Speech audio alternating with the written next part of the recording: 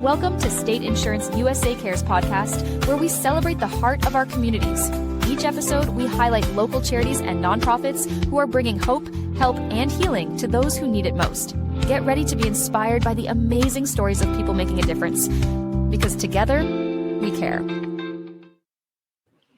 Well, hi, it's me, Gail Langner, back again for State Insurance Cares. And we are so excited today to have Karlene Masse with 4KIDS Southwest Florida as our guest today. So Karlene, thanks for taking some time to join us today. Appreciate that. Absolutely. My pleasure. Well, for those people that don't know, what is 4KIDS Southwest Florida? It's actually the number 4KIDS Southwest Florida, right? Right. Everybody thinks exactly what do you do? We're honored to donate to you and help you in any way we can, but I know a lot of people don't necessarily know what we know. Absolutely. So 4KIDS of Southwest Florida is a nonprofit organization that serves all 5 of our counties within Southwest Florida. So Lee County, Collier, Charlotte, Hendry, and Glades. And really our goal is to have a home for every child. Every day kids are being removed from their homes, through no fault of their own. And we're really placing them they're placed in the foster care system. So what 4KIDS does is what we believe in is a child for every home, where we could offer homes and healing for them while they're in that process. Our mission is simple. We want to go through 3 different paradigms. So hope being our preventative care. So we use our implementing partner CarePortal, where we connect with community leaders and churches to engage in any type of preventative care. So if there is a family that gets DCF called on them and they have a welfare check, but it's not necessarily grounds for that child to be removed, what we would do is essentially DCF will place a ticket through our CarePortal system that will alert all of our community members and churches that are on that system to help with the care that they need, whether it's new beds, food, if they need clothes, things of that nature, the kind of the red flags that DCF will do during a welfare check.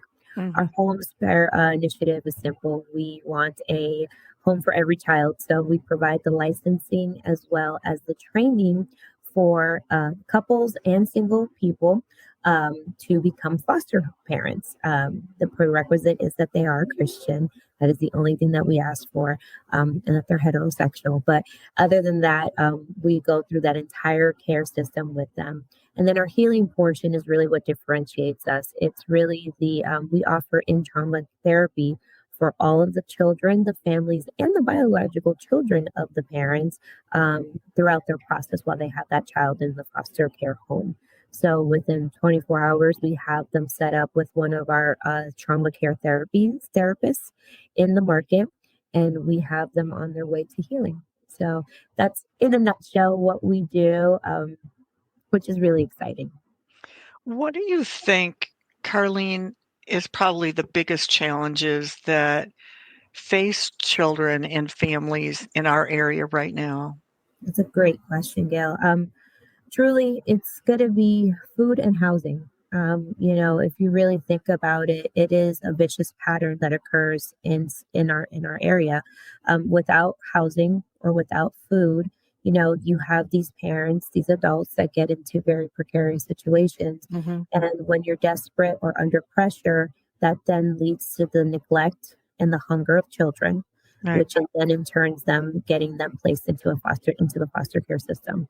So if there is a way for us to help on that preventative side, or even help with finding home placement while the families get together, get back on track, that's really the goal in it. But hunger and housing is definitely good. How can you be proactive on that? I mean, I know DCF, you said, helps when there's a red flag raised, but is there any way how do you go about that?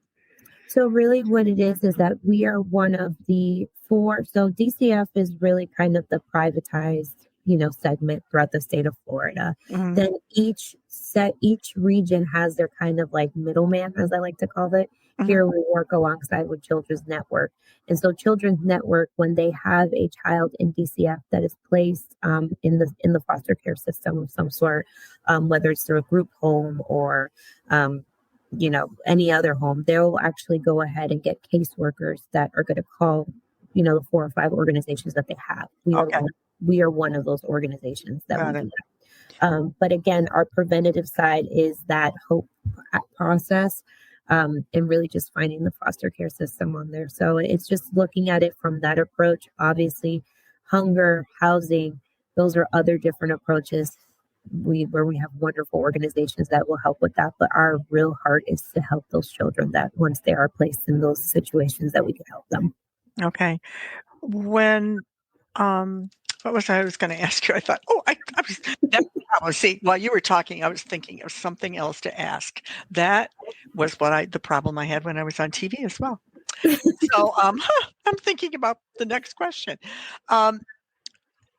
So for you, I know we've known each other for a long time when you were with WAFM. What brought you to be in help with this mission instead? With 4KIDS? Oh. Uh-huh. So I've heard about this organization years ago. I lived in Broward County, the east coast of Florida, for many a decades, and I've known about 4KIDS since then. That's where actually the organization was founded, through Calvary Chapel in Fort Lauderdale. Mm-hmm. And I've known about what they do, the wonderful works that they're doing on that coast, because it goes beyond the foster care homes, obviously when they're children, but they have different implementations of transitional living. Once a child ages out of foster care, they actually have homes for them where they can help them and educate them on all the things that the government can offer them because they've been in the foster care system. They also have homes for mothers that are pregnant that are on the streets. They go in and they kind of have a reignition into or retransition into society once they have the kids. So seeing that, living on that coast, I was always enamored with this organization. Mm-hmm. And so when I moved here to Southwest Florida 4 years ago, Rick Jacobs, which is our executive director, he actually was moving back into this area, and he was starting up their first satellite office in Southwest Florida. So me and him have been friends for a really long time. And when I found out he was here, I actually engaged with them while I was on the Bonita Springs Estero Leadership Academy, when I was still in that side of town, in that life.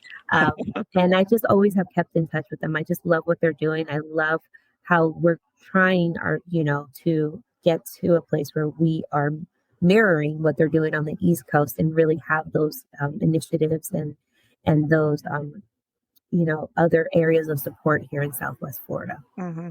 I know he's a really great guy. I think when Blake was younger, our owner, when he was younger, I think Rick might have been one of his pastors. Oh, yeah. I think Rick should be a Chapman brother by association. I think you're probably right. Oh, gosh.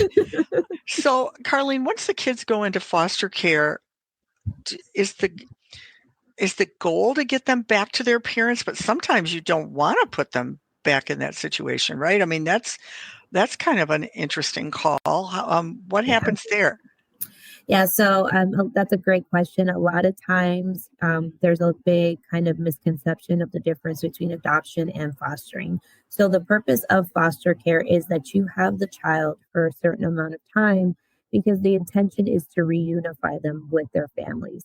Okay. So there is a time frame that is given from the caseworkers to the parents, and the biological parents, depending on their circumstance. They'll have a certain amount of time to get their lives back in order, whether it's rehabilitation, whether it's finding a job, whatever the case may be for their story. They are going to have that certain amount of time. It could be anywhere from a year, it could be anywhere from 18 months. Sometimes it's court order. So every circumstance is different. Okay. If by the time that the system or the government has allotted for that parent to, get back on track, if they're not at that point, then that's when the case will turn into an adoption situation, at which case that foster family can determine whether they want to go into the adoption world, or at that point, then DCF will work alongside 4KIDS to find a family that is looking for adoption. Mm-hmm. During World War II, my mother took care of wards of the court kids that were taken away from their families for one reason or another. And she got my sister, my dad was over in Germany. She got my sister when she was 2 weeks old. She had pneumonia, and she got her straight from the hospital. And by the time she was 2, my dad was shot in the Battle of the Bulge, and he was in hospitals in England and all over. And so they ended up adopting her. So yeah, my sister that's 7 years older than me was actually in that situation herself. Yeah, exactly. Wow, So, yeah, I learned something new today from you. how about that? You're just a So, ball of new information every time. knowledge. I love it. Oh, God. So I know that you say healing and stability, and they're super powerful words. What does a healing really look like for a child that's been through that kind of trauma? Did you mention that you do have help, psychological help, right? Yeah. So it's really crazy because if you could even kind of think about it, a child that's placed in the foster care system is 2 times more likely to have PTSD than a military veteran who was in No combat. kidding. Yeah. Oh, Yeah. Karlene. So healing is truly what differentiates our organization from others. We have what we offer is EPIC therapy, which EPIC stands for emotional, physical, intellectual, and character-based needs. And it's a trauma-informed approach that all of our therapists have. And really what we do, it's at no cost, typically at no cost to the parents or to the families. And we offer these services for the entire family. So whether you're a biological child, whether you are the foster child or the parents, because parents need to have the right tools and resources to understand, okay, this is the type of trauma that they're going through, whether it's abandonment, whether it's sexual abuse, whatever the case may be. They have to have the right tools necessary to navigate that child. And really the ultimate healing that we work with is, through the love of Jesus. So that's why we really preface on having a Christian home, because we know that all the healing that we need really comes from God. But our therapists are trained in that. EPIC training our therapies are also open to the public. So if the therapists have capacities and maybe your child didn't go through the foster care system, but they have shown signs of some type of trauma or behavioral, we could go ahead and help the parents as well from our community. So it really just depends on, the capacity for the therapist. We're actually in the process of hiring our 3rd therapist for the office, which is fantastic because that means that we have more families to help, get them back together. About how many foster families do you have right now? In our area? So within 4KIDS, we have currently 28 families. We have in 4 years, which is amazing. We have 15 more that are in the process of getting licensed. Okay. And we have, I believe it's 5 or 6 families that are enrolled currently in our training that we have right now. Pride training is what we call it. Okay. So they started back in the beginning of October and they're going to graduate in December. So that's really cool. It's a 6-week course. Great. That's great. Well, Karlene, I know not everybody can be a foster parent, but what are some other ways to support? There's so many ways. I mean, let me count the ways. And this is one of the reasons why I love this organization, because there are just really creative ways to just plug in with us. Obviously, the first and foremost is if you have the heart or you ever thought about fostering or becoming a foster parent, that's always going to be our first win, is trying to find more homes for these children. But really for individuals who desire to want to plug in and it's not through becoming a foster parent, we do have donors, individual donors that we have. 70% of our organization is funded privately. So we actually only get about 30% of grants coming through the state for what we do. So we rely heavily on individual donors. For businesses, if you're looking to just become a sponsor, we have 3 fundraising events throughout the year and 3 foster care events throughout the year.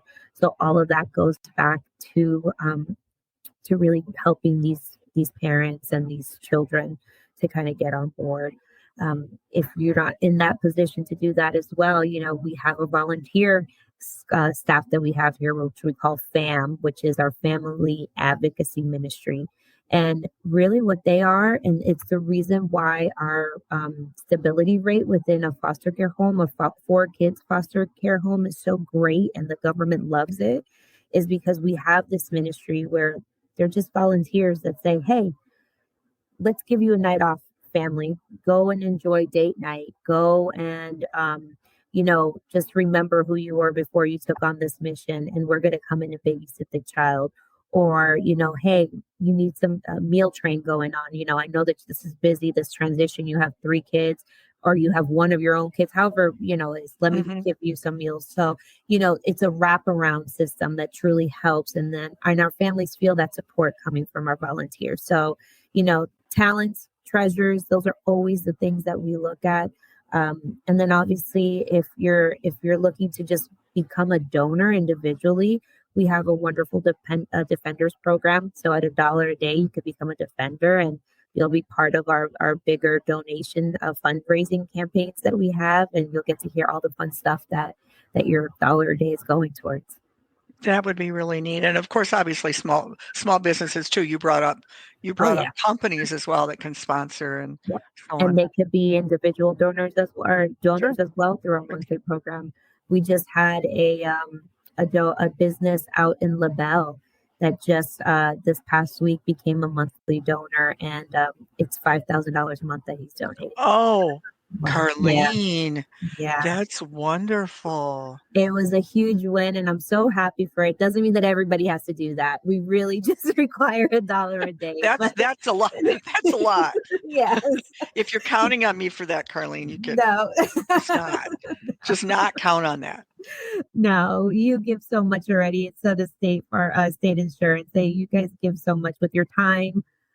Being one of our champions, that Blake is one of our champions, which is like our little mini board here for Southwest Florida. And you just recently joined our events committee's team with Galentine's and everything. So I'm excited about that. But I know. Yeah, businesses can plug in through sponsorships.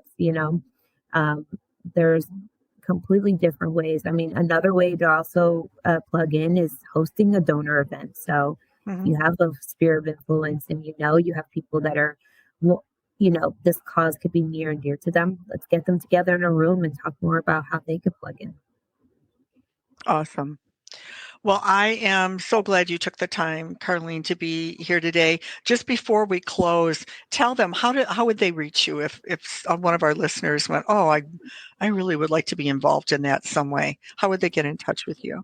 Absolutely. So 4kids.us, and then you put our location for Southwest Florida is going to be your main way. You'll get to know more information, but you could also reach me directly at 239-483-8533, or you could just email me at karlenem@4kids.us. And that's M as in Masse, not as in Nancy. and Karlene with a K.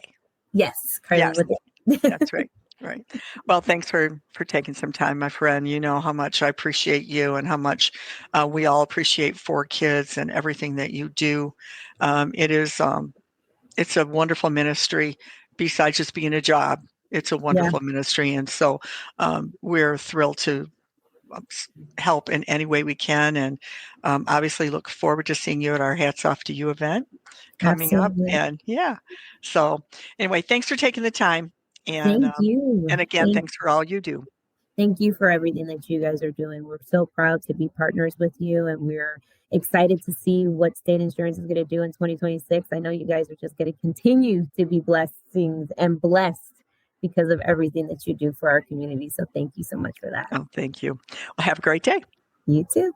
Thank you for joining us on State Insurance USA Cares. We hope today's story uplifted and inspired you.